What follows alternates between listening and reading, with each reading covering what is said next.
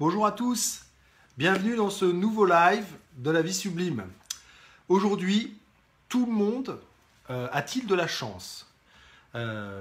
Bienvenue, je suis JP, coach professionnel certifié, fondateur du programme Rends ta vie sublime et Sublimer vos relations. Aujourd'hui, je vais prendre un petit peu plus de temps pour faire un petit bilan. Ça fait maintenant 4 jours que je vous fais régulièrement un live en abordant des questions que vous m'avez posées dans les différents posts que je mets sur ma page Rends ta vie sublime. D'abord, au passage, je vous remercie de participer autant sur mes posts, de poser des questions, de donner votre avis, de partager des expériences. C'est vraiment comme ça que vous allez pouvoir vous avancer dans votre vie et permettre aussi aux autres d'avancer. Et ça, vous voyez, c'est pas parce que vous avez de la chance, c'est parce que vous faites ce qu'il faut pour avancer, vous participez, vous vous engagez. Et ça, c'est pas de la chance. On a souvent tendance à taxer les autres d'avoir de la chance parce qu'ils réussissent des choses. Et on est vraiment dans le thème d'aujourd'hui. Voilà, il faut vous dire que il n'y a personne qui a de la chance. Il y a tout simplement des gens qui osent. Donc qui osent peut-être, comme vous à midi, prendre un quart d'heure pour venir regarder une vidéo d'un gars qui est coach et qui... Salut Alexandre! Ah, vraiment enchanté que tu sois debout et que tu regardes cette vidéo. Je te remercie beaucoup. Alexandre, je fais une petite aparté. Allez voir ses vidéos. C'est un gamin qui a 14 ans. Il est extraordinaire. J'ai déjà fait une petite vidéo avec lui. Et franchement, quand on le regarde, rien que de le regarder, l'écouter et voir son dynamisme, on se sent... salut Greg! On se sent boosté par tout ce qu'il dit et par tout ce qu'il fait. Donc pour revenir à aujourd'hui, je vous remerciais donc déjà de participer tous autant. Et on était sur la chance. Donc vous verrez, à côté des commentaires, je vous ai mis un petit lien de quelqu'un qui s'appelle Philippe Gabillet, qui est un conférencier français, qui est assez extraordinaire et qui fait beaucoup de conférences, notamment sur l'optimisme et aussi sur la chance. Et il raconte dans une de ses vidéos et dans un de ses articles sur le blog qu'il est allé faire une conférence à des étudiants donc, en économie sur la gestion du temps. Et il s'est aperçu à la fin du cycle qu'il avait oublié de partager cette expérience sur la chance. Et donc il a demandé aux étudiants, qui étaient des étudiants en école de commerce, donc assez élevés, j'ai envie de dire, en niveau de réflexion, d'après vous, qu'est-ce que c'est que la chance ? Comment est-ce qu'on a de la chance? Donc les étudiants qui étaient évidemment très dans la recherche de la perfection ont dit la chance c'est quelqu'un qui se prépare, qui s'entraîne, qui a bien compris comment fonctionne le système, qui sait anticiper ça. Et à chaque fois Philippe Gabillet répond non c'est pas ça, c'est pas ça, c'est pas ça. Et il dit en fait interrogez un petit peu les gens qui ont de la chance soi-disant autour de vous et vous allez vous rendre compte que en fait ils n'ont pas de chance.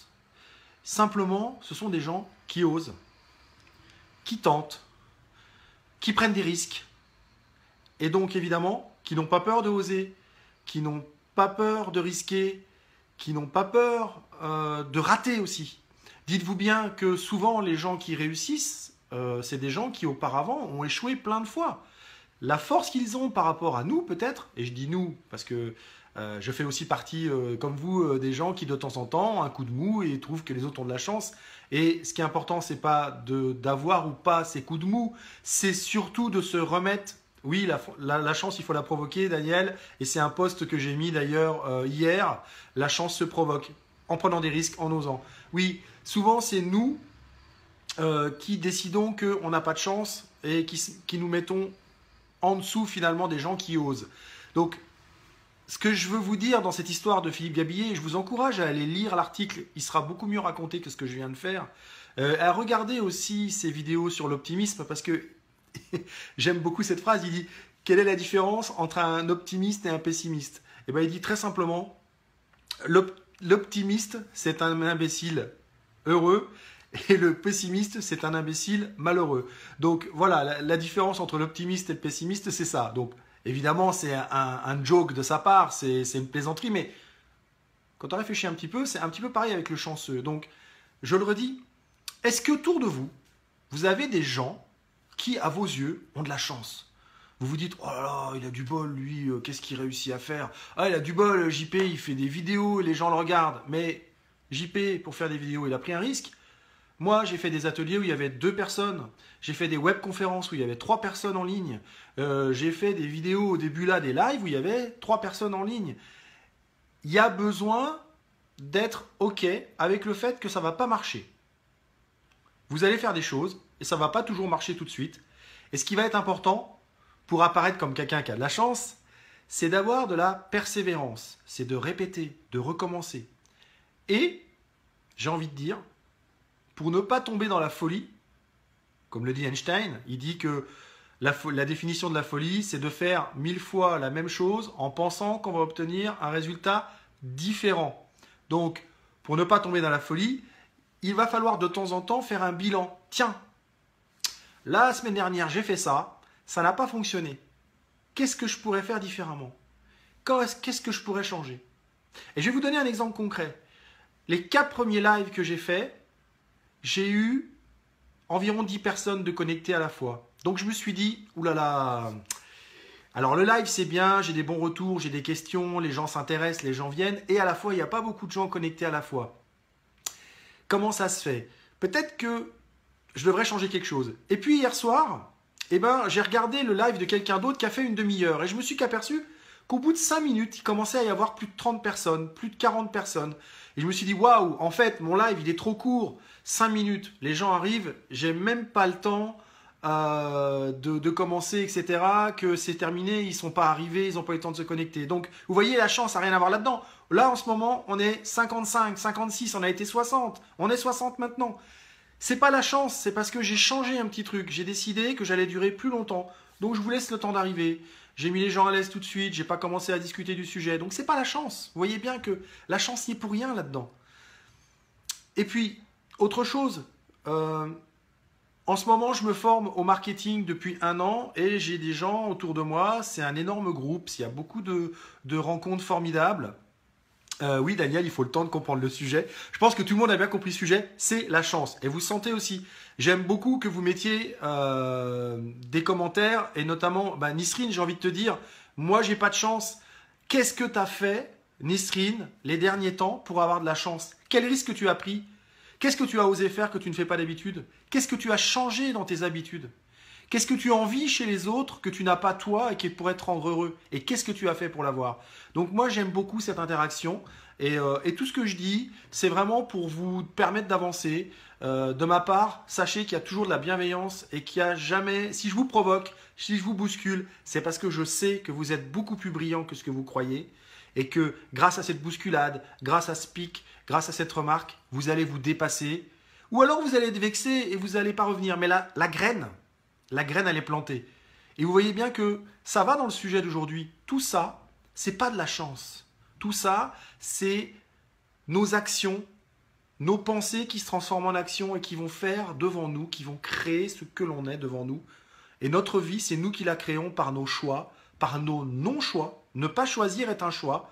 Dire j'ai pas le choix, c'est un choix finalement. Vous décidez que ce n'est pas vous qui décidez, que vous n'avez pas le choix et que c'est les autres qui décident pour vous.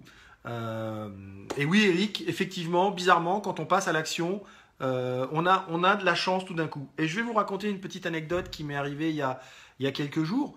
Ceux qui me suivent régulièrement ont vu que j'avais fait des vidéos au Québec. Alors je ne suis pas allé au Québec pour m'amuser, même si je me suis beaucoup amusé. J'y suis allé pour suivre un de ces fameux séminaires de web marketing pour améliorer ma façon de travailler, notamment ce que je suis en train de faire avec vous. C'est grâce à cette formation qu'aujourd'hui je fais des lives, que je peux vous parler en direct, que vous pouvez me poser des questions, me faire des remarques et que je peux répondre aussi dans un même temps. C'est quand même un outil extraordinaire et on est privilégié, c'est pas de la chance.